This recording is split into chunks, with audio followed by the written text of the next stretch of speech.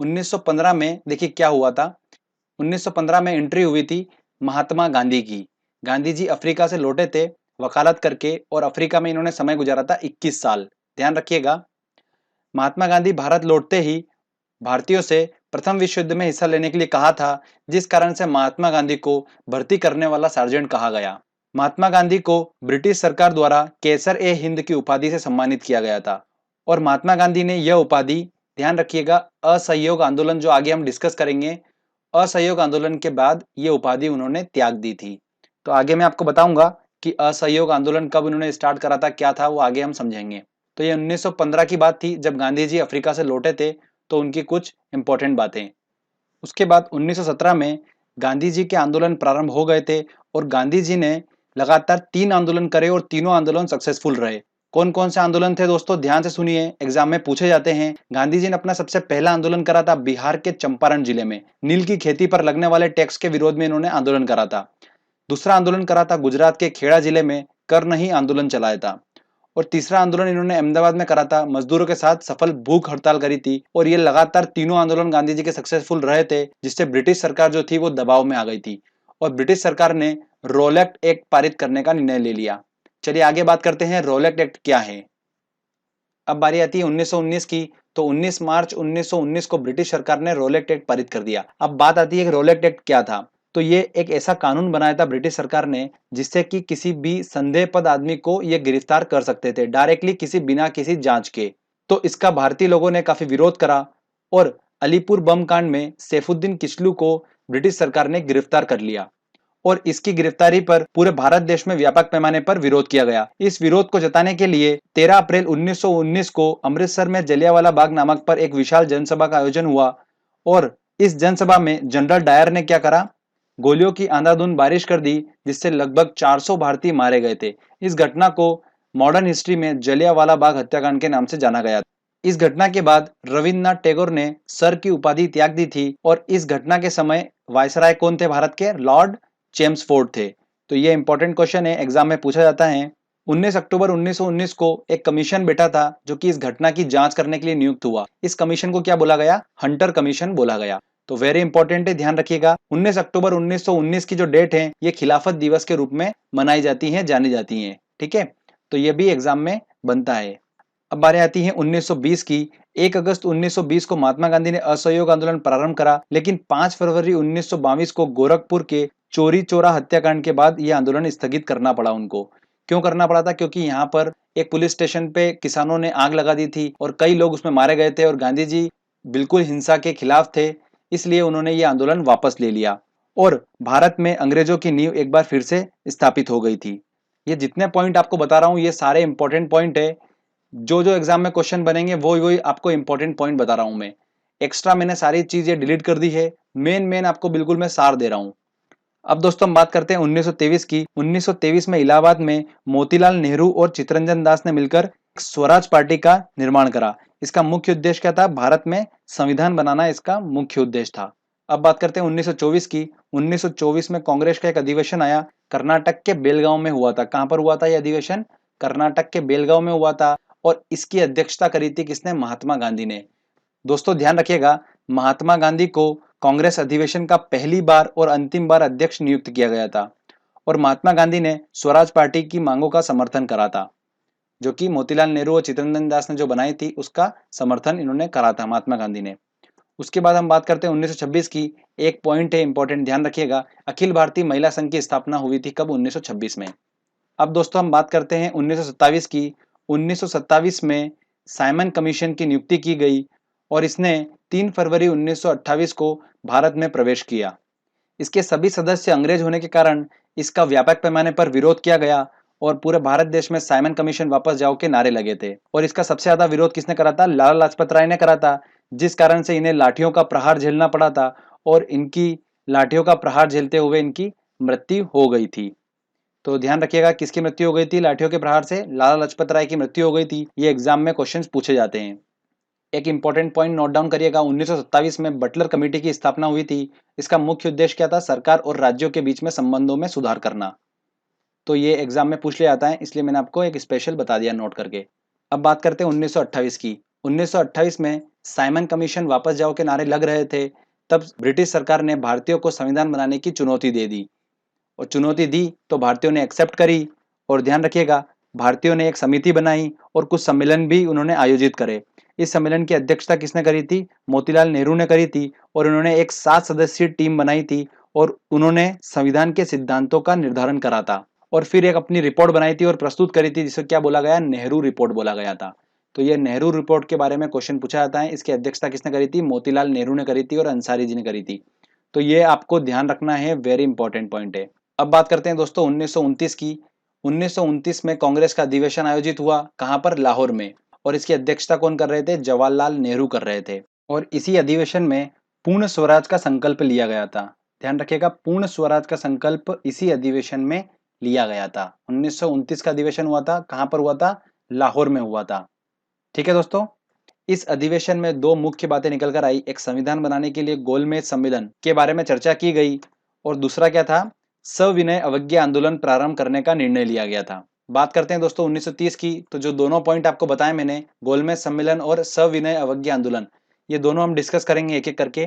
तो प्रथम गोलमेज सम्मेलन आयोजित हुआ था 1930 को, और द्वितीय गोलमेज सम्मेलन आयोजित हुआ था 1931, और तृतीय गोलमेज सम्मेलन आयोजित हुआ था 1932 में।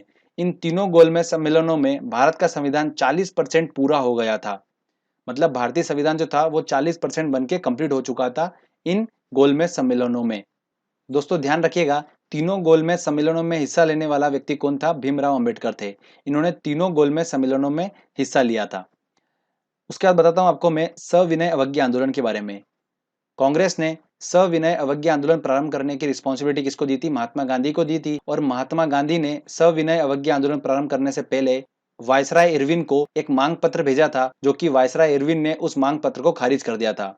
इसके फलस्वरूप साबरमती आश्रम से महात्मा गांधी ने 78 अनुयायियों के साथ दांडी मार्च किया था, और 6 अप्रैल 1930 को दांडी में नमक कानून तोड़ा था। इसके बाद ही दोस्तों क्या हुआ था? सविनय अवज्ञा आंदोलन प्रारंभ हो गया था। फाइनली फिर 1931 में गांधी इरविन समझौता हुआ, और इसके समझौते के साथ ही सविनय अवज्ञा आंदोलन जो था वो बंद हो गया था। और इसके बाद ही महात्मा गांधी ने द्वितीय गोलमेज सम्मेलन में हिस्सा लिया था। तो महात्मा गांधी ने सिर्फ एक गोलमेज सम्मेलन में हिस्सा लिया था, वो कौन सा था? द्वितीय गोलमेज सम्मेलन। ओके फ्रेंड्स, तो ये 1930, 1931 और 1932 की घटनाएं थी जो मैंने आपको बताई। उसके बाद हम बात करते हैं इंपॉर्टेंट 1935 की। 1935 में भारत सरकार सुधार अधिनियम पारित किया गया, जिसके फलस्वरूप भारत में सांसदों की सीटों का निर्धारण किया गया। निर्धारित सीटों से मुस्लिम वर्ग सहमत नहीं था, इसलिए 1940 में मोहम्मद अली जिन्ना ने अलग पाकिस्तान बनाने की मांग कर दी। ठीक है भैया, तो अलग पाकिस्तान बनाने की मांग कर दी थी। फिर इस मांग को दबाने के लिए 1942 में क्या आया? क्रिप्स मिशन आया। और क्रिप्स मिशन में ध्यान रखिए, भारत का संविधान जो था वो 60% बनकर तैयार हो गया था। और इस समय भारत का वायसराय कौन था? लॉर्ड लिनलिथगो थे। ये एग्जाम में क्वेश्चन पूछा जाता है। 1942 में दोस्तों एक घटना और हुई थी, भारत छोड़ो आंदोलन। भारत छोड़ो आंदोलन किसके नेतृत्व में हुआ था? महात्मा गांधी के नेतृत्व में हुआ था। और 8 अगस्त 1942 को भारत छोड़ो आंदोलन प्रस्ताव पारित हुआ था। और 9 अगस्त 1942 को यह सबसे पहले प्रारंभ हुआ। कहां से? बंबई और कोलकाता से प्रारंभ हुआ। और इसके प्रारंभ होते ही महात्मा गांधी और अन्य क्रांतिकारियों को गिरफ्तार कर लिया गया। भारत छोड़ो आंदोलन का उद्देश्य क्या था? अंग्रेजों को भारत छोड़ने पर मजबूर करना। और क्रिप्स मिशन के आने के साथ ही यह आंदोलन बंद हो गया था। उसके बाद हम बात करते हैं 1946 की। 1946 में कैबिनेट मिशन हुआ। इस कैबिनेट मिशन के अंतर्गत भारत का संविधान बनकर तैयार हो गया था। पूरा 100% भारत का संविधान यहाँ पर बन गया था। 1947 में भारत में लॉर्ड माउंटबेटन आए और उन्होंने माउंटबेटन योजना भारत के सामने रखी, जिसके अनुसार भारत और पाकिस्तान दो अलग देश बना दिए गए, और भारत पाकिस्तान के बीच में एक रेखा निर्धारित करी गई, जिसे क्या बोला गया? रेड क्लिफ रेखा बोला गया। इस प्रकार कई वर्षों की गुलामी के बाद 15 अगस्त 1947 को फाइनली भारत देश स्वतंत्र हो गया, और इसका संविधान 26 जनवरी 1950 को लागू कर दिया गया। ठीक है फ्रेंड्स, तो यहां पर यह स्टोरी थी पूरी। 1857 से जब भारत में आजादी की चिंगारी लगी थी, तब से लेकर 15 अगस्त 1947 तक की ये स्टोरी थी। ये पूरी हमने स्टेप बाय स्टेप हमने कंप्लीट करी है। उदारवादी चरण, उग्रवादी चरण और गांधी युग, इस प्रकार से हमने तीनों पार्ट को डिस्कस करके मॉडर्न हिस्ट्री कंप्लीट कर ली है। जितने मैंने आपको पॉइंट बताए हैं, ये पॉइंट आपको बिल्कुल दिमाग में रखना है। इन्हीं में से क्वेश्चंस निकल कर आते हैं। चलिए मैं आपको कुछ थोड़े से इंपॉर्टेंट पॉइंट बता देता हूं गांधी युग के। देखिए, पहला पॉइंट है 1919-1920 में अली बंधुओं ने, अब ये अली बंधु कौन थे? मोहम्मद अली और शौकत अली, ये दोनों थे अली बंधु। इन्होंने तुर्की के खलीफा के समर्थन में और अंग्रेजों के विरोध में खिलाफत आंदोलन प्रारंभ किया था और इस आंदोलन का अध्यक्ष कौन थे? महात्मा गांधी को नियुक्त किया था। क्योंकि महात्मा गांधी इसके अध्यक्ष नियुक्त हुए थे, इसलिए इससे क्वेश्चंस बन सकता है कि खिलाफत आंदोलन के अध्यक्ष कौन थे? तो वो कौन थे? महात्मा गांधी थे। अगला पॉइंट है, महात्मा गांधी के गुरु का नाम क्या था? गोपाल कृष्ण गोखले था। तो आपको ये ध्यान रखना है। और गोपाल कृष्ण गोखले जो थे, इनके गुरु का नाम क्या था? महादेव गोविंद रनाडे था। स्वतंत्र भारत के पहले गवर्नर जो थे वो कौन थे? राजगोपालाचारी थे। सी, राजगोपालाचारी। फिनिक्स फर्म की स्थापना किसने करी थी? महात्मा गांधी ने ही करी थी। अगला पॉइंट ध्यान से देखिए दोस्तों, HSRA। अब ये HSRA क्या है? देखिए, हिंदुस्तान सोशलिस्ट रिपब्लिकन एसोसिएशन, इसका मतलब ये है। और इसकी स्थापना किसने करी थी? चंद्रशेखर आजाद ने करी थी। कहां पर? दिल्ली में 1928 में करी थी। ठीक है। एक इंपॉर्टेंट पॉइंट ध्यान रखिए इसके बारे में कि साइमन कमीशन के विरोध के समय लाल लाजपत राय पर लाठियों से प्रहार करने वाले सहायक पुलिस अधीक्षक जो सैंडर्स थे, उनकी 30 अक्टूबर 1928 को भगत सिंह, चंद्रशेखर आजाद और राजगुरु द्वारा हत्या कर दी गई थी। ठीक है। और ये किसकी गतिविधि थी? ये HSRA की ही गतिविधि थी।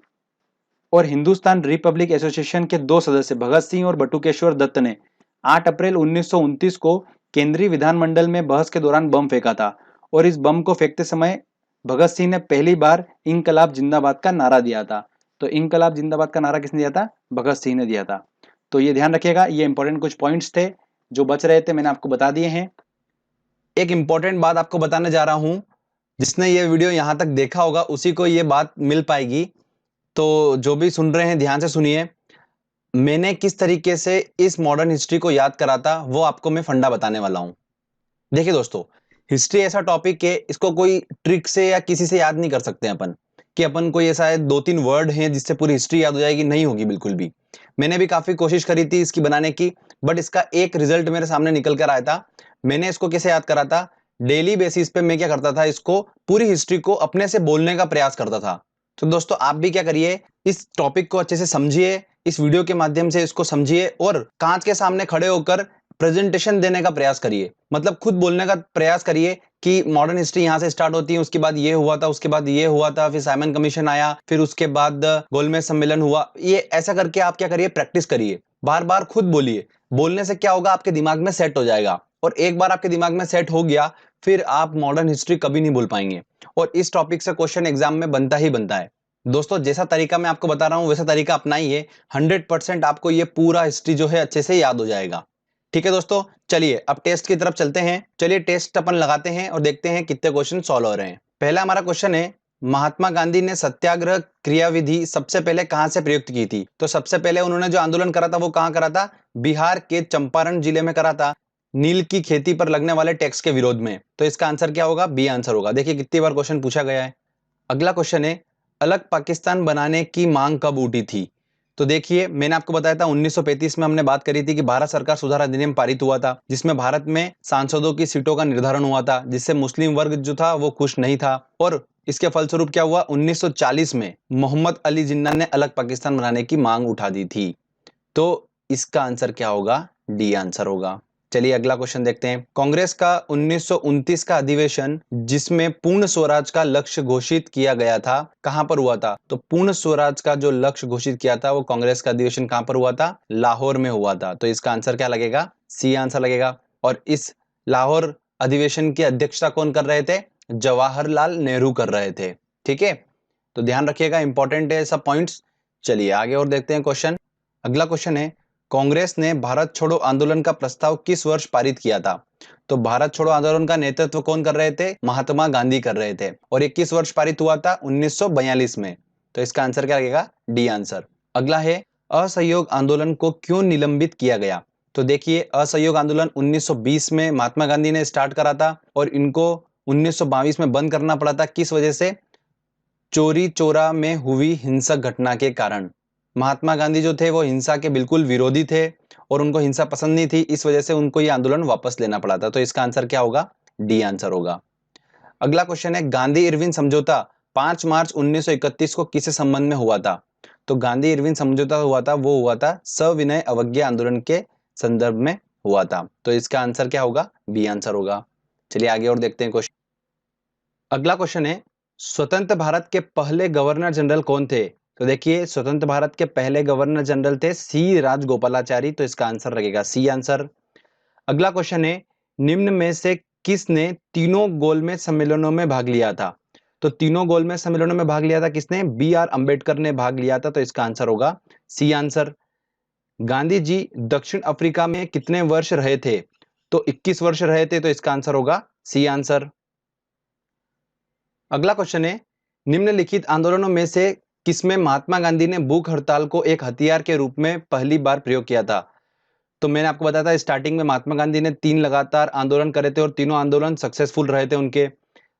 तो उसमें तीसरा आंदोलन जो था वो कहाँ था? अहमदाबाद में था 1918 का, जो मील मजदूर हड़ताल करी थी, उन्होंने मजदूरों के साथ भूख हड़ताल करी थी। तो इसका आंसर होगा सी आंसर। अगला क्वेश्चन, जलियांवाला बाग में गोली चलाने का आदेश दिया था किसने दिया था? जनरल ओ डायर ने दिया था। तो इसका आंसर लगेगा सी आंसर। भारत एवं पाकिस्तान का विभाजन किस योजना के अंतर्गत हुआ था? तो भारत एवं पाकिस्तान का विभाजन हुआ था माउंटबेटन योजना के अंतर्गत हो गया था। तो इसका आंसर होगा ए आंसर। अगला क्वेश्चन है, जलियांवाला बाग हत्याकांड के समय वायसराय कौन थे? तो कौन थे दोस्तों उस समय? लॉर्ड जेम्स फोर्ड थे। तो इसका आंसर लगेगा डी आंसर। ध्यान रखिएगा, लॉर्ड जेम्स फोर्ड, असहयोग आंदोलन, जलियांवाला बाग कांड, ये सब पूछते हैं तो उस समय वायसराय कौन थे? लॉर्ड जेम्स फोर्ड थे। ठीक है। अगला क्वेश्चन है, महात्मा गांधी किस गोलमेज सम्मेलनों में भाग लेने के लिए लंदन पहुंचे थे? तो कौन सा गोलमेज सम्मेलन था वो? गोलमेज सम्मेलन द्वितीय। सविनय अवज्ञा आंदोलन जो उन्होंने गांधी इरविन समझौता हुआ था उसके बाद समाप्त हो गया था, उसके बाद वो द्वितीय गोलमेज सम्मेलन में हिस्सा लेने पहुंचे थे। अगला क्वेश्चन आता है, साइमन कमीशन का भारत आगमन किस वर्ष में हुआ था? तो साइमन कमीशन की नियुक्ति 1927 में हो गई थी और भारत आगमन हुआ था इसका 1928 में। तो इसका आंसर होगा ए आंसर। अगला क्वेश्चन है, स्वराज पार्टी की स्थापना किस वर्ष में की गई थी? तो स्वराज पार्टी की स्थापना 1923 में की गई थी। मोतीलाल नेहरू और चित्तरंजन दास ने मिलकर स्वराज पार्टी की स्थापना करी थी। तो इसका आंसर है 1923। क्वेश्चन नंबर 17 है, वर्ष 1919 में पंजाब में हुए क्रूर अत्याचारों के विरोध स्वरूप ब्रिटिश सरकार से प्राप्त सर की उपाधि किसने लौटा दी थी? काफी इंपॉर्टेंट क्वेश्चन है। तो दोस्तों मैंने आपको बताया था जलियांवाला बाग हत्याकांड के बाद में रविंद्रनाथ टैगोर ने अपनी ब्रिटिश सरकार से प्राप्त सर की उपाधि को त्याग दिया था। तो इसका आंसर होगा बी आंसर। भारत में साइमन कमीशन के बहिष्कार का मुख्य कारण क्या था? ये भी वेरी इंपॉर्टेंट क्वेश्चन है दोस्तों, ध्यान रखिएगा, वेरी इंपॉर्टेंट क्वेश्चन है। देखिए यूपी पीसीएस 2004, 10 और पीएससी में पूछा गया 2013 में। तो साइमन कमीशन के बहिष्कार का मुख्य कारण था उसके सभी सदस्य जो थे वो थे अंग्रेज, इस वजह से उसका व्यापक पैमाने पर विरोध हुआ था। तो इसका आंसर क्या होगा? बी आंसर होगा। नेक्स्ट क्वेश्चन है, हंटर आयोग की नियुक्ति की गई थी। तो हंटर कमीशन का बैठा था जलियांवाला बाग हत्याकांड के बाद उसकी जांच के में जो आयोग नियुक्त हुआ था उसे हंटर आयोग कहा गया था। तो इसका आंसर है बी आंसर। भारत छोड़ो आंदोलन कब प्रारंभ हुआ था? भारत छोड़ो आंदोलन जो हुआ था वो प्रस्तावित हुआ था 8 अगस्त 1942 को और 9 अगस्त 1942 को जैसे ये लागू हुआ, महात्मा गांधी समेत कई क्रांतिकारियों को गिरफ्तार कर लिया गया था। तो 9 अगस्त इसका आंसर होगा। अगला क्वेश्चन है, वर्ष 1928 में Hindustan socialist Republic association HSRA की स्थापना कहां पर हुई थी? देखिए HSRA के बारे में मैंने आपको बताया था, इस किसके नेतृत्व में स्थापना हुई थी इसकी? चंद्रशेखर आजाद के नेतृत्व में हुई थी और भगत सिंह, राजगुरु ये सब जो थे इसके सदस्य थे सभी लोग। तो इसकी स्थापना जो हुई थी वो कहां पर हुई थी? दिल्ली में हुई थी। तो इसका आंसर लगेगा बी आंसर। देखिए फ्रेंड, जितने पॉइंट्स मैंने आपको बताए हैं उन्हीं पॉइंट्स में से सारे क्वेश्चंस हम सॉल्व कर पा रहे हैं। तो वो जो मैंने पॉइंट्स बताए हैं ये काफी इंपॉर्टेंट है। नेक्स्ट क्वेश्चन आता है, ब्रिटिश सरकार ने महात्मा गांधी को जो उपाधि दी थी और जिसे उन्होंने असहयोग आंदोलन के बाद त्याग दिया था वह कौन सी थी? तो उन्होंने केसर ए इंद की उपाधि को त्याग दिया था जो ब्रिटिश सरकार द्वारा उनको दी गई थी। क्वेश्चन क्रमांक 23 है, रॉलेट एक्ट पारित किया गया था। तो रॉलेट एक्ट पारित किया था कृषि भूमि में सुधार लेने के लिए? बिल्कुल नहीं। अनुकूल व्यापार संतुलन के लिए? नहीं। क्रांतिकारी गतिविधियों में कमी लाना? बिल्कुल। इसलिए ही रॉलेट एक्ट पारित किया गया था कि क्रांतिकारी गतिविधियों में कमी लाई जाए। इसका आंसर होगा बी आंसर। निम्न में से कौन सा गोलमेज सम्मेलन 1932 में हुआ था? देखिए 1930 में हुआ था हमारा पहला गोलमेज सम्मेलन, फिर 1931 में दूसरा, सीक्वेंस वाइज है, फिर 1932 में तीसरा हुआ था। तो इसका आंसर क्या लगेगा? तीसरा आंसर, सी आंसर होगा इसका। अगला देखते हैं क्वेश्चन, क्रमानुसार व्यवस्थित करें। घटनाएं दे रखी है। साइमन कमीशन का भारत में आगमन कब हुआ था? 1928 में हुआ था। असहयोग आंदोलन महात्मा गांधी द्वारा चलाया गया था 1920 में। पूना पैक्ट खाली आप याद रख लीजिए 1932 में हुआ था। गांधी इरविन समझौता जो है वो कब हुआ था? 1931 में हुआ था। तो अगर आप सीक्वेंस भी देखें तो इसका आंसर होना चाहिए, सबसे पहले जो आएगा वो आएगा 2, उसके बाद आएगा फिर 1, उसके बाद आएगा अपना 4। तो 2, 1, 4 जो है ये सिर्फ डी वाले ऑप्शन में है, तो इसका आंसर लग जाएगा डी आंसर। अगला क्वेश्चन है, भारतीय राष्ट्रीय कांग्रेस के 1924 के अधिवेशन से महात्मा गांधी द्वारा मात्र एक बार अध्यक्षता की गई थी, वह अधिवेशन कहां पर हुआ? तो महात्मा गांधी ने एक ही कांग्रेस अधिवेशन की अध्यक्षता करी थी, वो भी करी थी कहां पर? कर्नाटक के बेलगांव में। तो इसका आंसर लगेगा सी, पहली और आखिरी बार इन्होंने अध्यक्षता करी थी। ठीक है फ्रेंड्स, चलिए नेक्स्ट क्वेश्चन देखते हैं। अगला क्वेश्चन है, भारतीय राष्ट्रीय कांग्रेस का लाहौर अधिवेशन कब हुआ था? 1929 में हुआ था। बोल रहा है कि इतिहास में इसलिए बहुत प्रसिद्ध है क्योंकि, क्यों फेमस था वो? वहां पर दोस्तों पूर्ण स्वराज का संकल्प लिया गया था, ये तो बात हमको पता ही है। सेकंड बात, पहली बात तो बिल्कुल सही है। सेकंड, अधिवेशन में उग्रवादी उदारवादियों, ये तो बिल्कुल भी नहीं है। इस अधिवेशन में द्विराष्ट्र मांग के सिद्धांत को अस्वीकृत करते हुए संकल्प पारित किया था, ये भी नहीं है। तो इसका आंसर होगा ए आंसर, केवल 1।